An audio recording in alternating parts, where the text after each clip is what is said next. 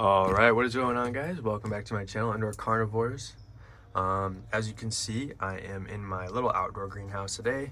I had quite a few people comment asking about having a tour of this, so I figured why not do that today. So you can see down here I have a hydroflogger to keep it humid. It's currently unplugged, so it will not kick on during this. Starting up here to begin, let me get my body in here, is my Nepenthes Briana. This one is Nepenthes Peter D'Amato. This is this Briana cross right here, named after the, infamous Peter D'Amato from Cal Carnivores, the guy who wrote Savage Garden. Highly recommend that book. Anyways, this is a basil right here. This isn't even the main plant. It's putting off a little tendril here and one that shoots all the way down here. You can see it kind of tucked behind those leaves. There you go. And it's looking very promising. So yeah, that's pretty cool. This is the main vine right here, and that goes all the way down to right here. I think this is actually maybe a leaf jump, I don't know. But yeah, it has these big massive pictures right here. I'm getting caught on other Nepenthes as I'm talking. It's got two down here. I think these are almost a year old. And this massive one down here, multicolored. This is definitely, I think, an intermediate picture, and it's just massive. All right, going over one is a ventrata cutting. Nothing special about this. It's a simple ventrata, and this thing is just kind of, I don't know, this cutting kind of sucked. Next one over, I moved my pinguicula outside. Now that it's summer, it doesn't get as cold at night, and it's nice and warm and sunny, and it actually has been catching gnats, so that works out. Next one over is a pot of more ventrata cuttings, so nothing special, but there you go. There's a little picture of them. I think there's 3 cuttings in here, something like that, but yeah. Next one over is campanulata. I have done a species spotlight on this once before, so you guys can go check that out if you want to know more about it. I highly recommend it for beginners if you want a nice red fast growing plant. I'm getting caught on all sorts of Nepenthes right now. You can see this produces large amounts of exudate, which is this white substance here. It's very, very sweet and sticky, and don't ask how I know it's sweet. This has 2 mini basils, 2 baby basils.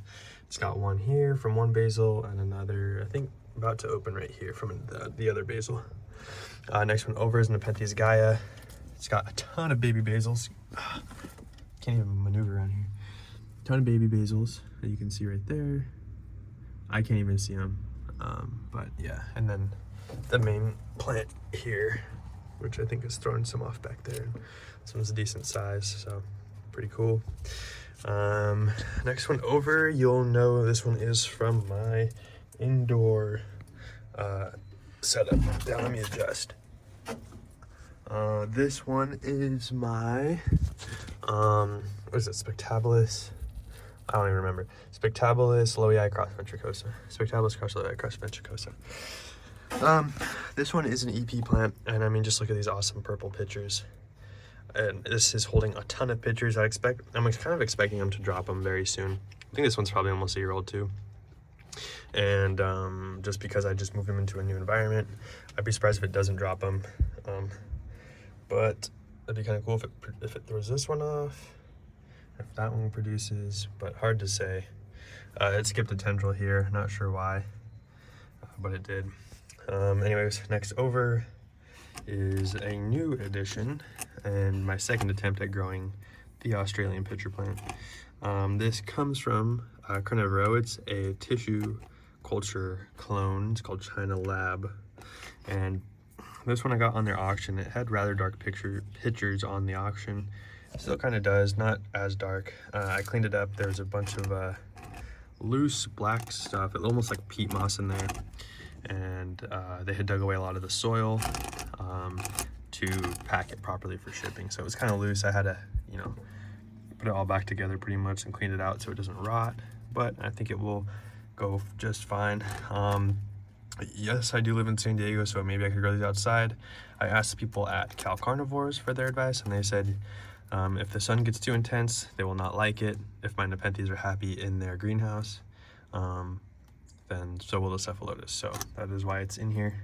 So it's humid in here, it's gonna be warm in here, but not too hot, so they'll love it. Light just won't be as bright as maybe it wants it. That is not a carnivorous plant, that is just an orange cutting. All right, dropping down one is my Rafflesiana cross Trismatiensis. And as you can see right here, it's kind of, this is one of its pictures, but just shift it around here. You can see this beautiful, beautiful plant. It takes after the Rafflesiana. You can tell by how the peristome is shaped in the body with the wings, and the Trismatiensis in the ribbed candy striped peristome. So very, very cool, very nice plant. I think it's one of my favorites. I'm glad I got it. So put it back, and it's putting off another one right here. And where's its other tendrils? That's the, yeah, so this one right here will be hopefully the next one. Going one over is my Nepenthes spectabular savior, which is this one. This one did not develop a lid. Don't know why. Probably had to do with I let it dry out too much. But since it's been in here, it's been thriving. You can see this looks like a really healthy tendril. It's very thick and keeps growing. You can see it skipped. Where did it last skip? Yeah, this was the last leaf it put off, so it skipped 1, 2, and now it's on its third one, so it skipped 2 leaves, and now it's acclimated, so it's throwing this out, and hopefully this one up here, oh, there it is. But yeah, it's vining, and so I got it going up a bamboo stick. Next one over is another EP. Actually, so is this one. This is also an EP plant, and that one is an EP plant, and that Loei campanulata is an EP plant. But yeah, this one is Loei VGI tibiae cross platychila. This is the best one I can show right now. I say best, but it's like browned out on the sides for some reason. I think it got a little too wet and full of exudate or whatever. It's kind of just stuck there, locked in by that fancy fish leaf, so I can't really move it. But maybe I can. There you go. There's one picture. I don't know how well that looks, but anyways, the uppers on this one look amazing. I did do cuttings and they all struck, and maybe I'll do an update on those. But one cutting did put off a picture and it looks amazing. Anyways, next one over is actually tucked behind this Nepenthes here. This Nepenthes is all warped because I messed it up. Anyways, you were just looking at my wrist there, but this is a Nepenthes hamada Tambushisi cross limlet, I believe. Let's see if I have it tucked back there because it likes shade and some sun. And you can see it's just a baby plant. There you go. Nothing too crazy. I don't expect anything from it for a long time. But it's just new to my collection, you know. I gotta adjust some of these plants. They're all tangled and smashed. Like, look at this lid. I crushed it. Let me just see if I can fix that, actually. If not, it's fine, but maybe I can't. There we go. All right. Next one over is Nepenthes fancyfist, which is this one you see right here, the one I just fixed. This one's really cool. Dark, rigid peristomes. It's got another one right here, but nothing too fancy about that. Well, it's called fancy fish, but it's from Leilani Nursery. Next one over is another EP plant. This is my Hamada truncata. It's called Nepenthes predator, and look at how massive this is. I do see some slug trails on it, so looks like there's a slug in here, and I got to kill it wherever it is. But it has 3 pictures. Got one back there, one here, and one right up front right here. It looks like it's about to open. And I'll go ahead and fix that. Next one over is my Berkii hamada. This one is doing really good. That's what it looks like right here. Boom, boom. And then it's got a baby basil, or not baby, it's got a basil back there, and then it's a vine right here. Next 2 are my Imes. They obviously got way too big for indoors. They're vining, so boom. This is also an EP one. This one I think is my favorite one right now. I think this is almost getting to its true uppers. It looks really cool compared to like these ones here.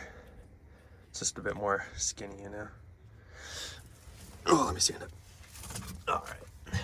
Now that's it for all of my Nepenthes in here. The last one I got here is my Drosera Adelaide, and one of the easier growing of the three sisters. I believe it's the three sisters. But you can see all these white flowers. It also has some utricularia in there. If you guys know anything about utricularia, please let me know what you guys might think that one is, because I don't know. It came with the plant. But yep, it's down here because they don't care for too much light, but they like high humidity and warmer temperatures, so it's doing really well. Oh, I almost passed one, and this is my Nepenthes enormous, because I had to move that in here because it likes the cooler, higher humidity nights and more, and you know, high humidity days. And that's its most recent one. It's acclimating, so I wouldn't expect it to picture on this next leaf or even complete this one, but who knows, we'll see. But anyways, guys, that's gonna wrap it up for this quick indoor greenhouse.